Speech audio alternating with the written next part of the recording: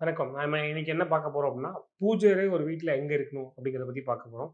2 best places அப்படின்னா, ஒண்ணு வந்து சவுத் ஈஸ்ட், இன்னொன்னு வந்து நார்த் வெஸ்ட். சவுத் ஈஸ்ட் ஏன் இருக்கணும் அப்படின்னா, நீங்க வந்து அந்த 5 எலிமெண்ட்ஸ் தியரி படி பார்த்தீங்கன்னா, பஞ்சபூத தியரி படி பார்த்தீங்கன்னா, நெருப்புக்கு உண்டான பகுதி வந்து இந்த தென்கிழக்கு மூலை.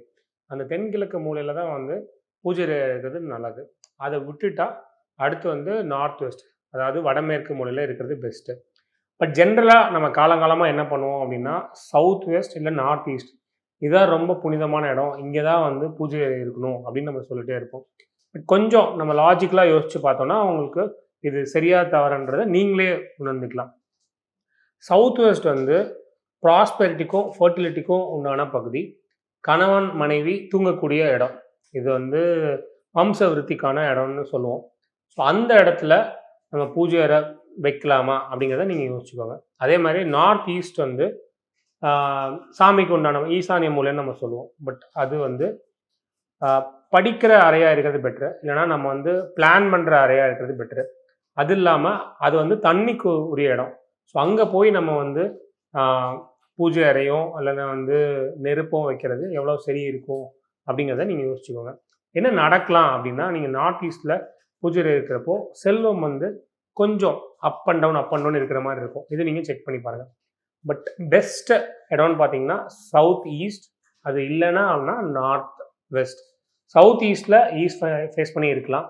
அதே மாதிரி நார்த் வெஸ்ட்லையும் ஈஸ்ட் ஃபேஸ் பண்ணி மாதிரி நீங்கள் வைக்கலாம். ஸோ இது வந்து பெஸ்ட் ஸ்பாட். அப்புறம் எல்லா பூஜையிலையும் பார்த்தீங்க அப்படின்னா ஒரு தேங்காயை வந்து பிரதானமாக வச்சுட்டே இருப்பாங்க. நீங்கள் கோயிலுக்கு போனாலும் தேங்காய் பழம் தான் வாங்கிட்டு போவீங்க. அதே மாதிரி என்ன நல்லா கரையினாலும் தேங்காவை தான் உடைப்போம். ஏன் இந்த தேங்காய் வந்து நம்ம யூஸ் பண்ணுறோம்? இதுக்கு நிறைய காரணங்கள் இருக்குது.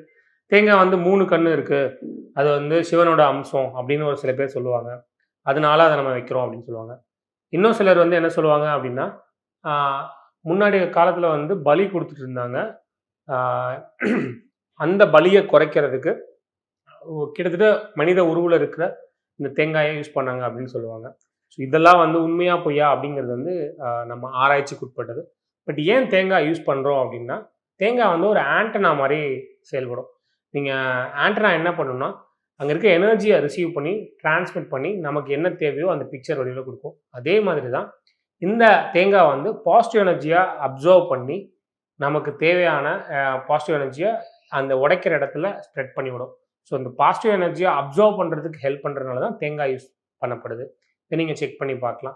அது இல்லாமல் தேங்காயில் நிறைய ஹெல்த் பெனிஃபிட்ஸ் இருக்குது. அதே மாதிரி நீங்கள் சபரிமலைக்கு போகிறப்பையும் வந்து அந்த தேங்காய்க்குள்ளே இந்த நெய் வச்சு கொண்டு போவாங்க. ஸோ இதை வந்து பரமாத்மா, ஜீவாத்மா அந்த கான்செப்டும் சொல்லுவாங்க. பட் எல்லா வகையிலையும் வந்து தேங்காய் பிரதானமாக இருக்கிறதுக்கு காரணம் வந்து அது ஒரு பாசிட்டிவ் எனர்ஜியை வந்து அப்சர்வ் பண்ணி அதை வந்து அங்கே இருக்க இடத்துக்கு வந்து ஸ்ப்ரெட் பண்ணி கொடுக்கறதுனால தான். இதெல்லாம் தெரிஞ்சுக்கிட்டு நீங்கள் அடுத்த தடவை தேங்காய் யூஸ் பண்ண ஆரம்பிங்க. அதே மாதிரி உங்கள் பூஜை அறையும் வந்து கரெக்டான இடத்துல இருக்கான்னு செக் பண்ணுங்கள். வேறு இடத்துக்கு மாற்றி வச்சு பாருங்கள். உங்களுக்கு எதாவது நல்ல பாசிட்டிவ் இம்ப்ரூவ்மெண்ட்ஸ் வருதான்னு. அது அப்படி பாசிட்டிவ் இம்ப்ரூவ்மெண்ட்ஸ் தெரிஞ்சிச்சு அப்படின்னா நீங்கள் அதை கன்டினியூ பண்ணிக்கலாம். மீண்டும் ஒரு வீடியோவில் சந்திப்போம். நன்றி.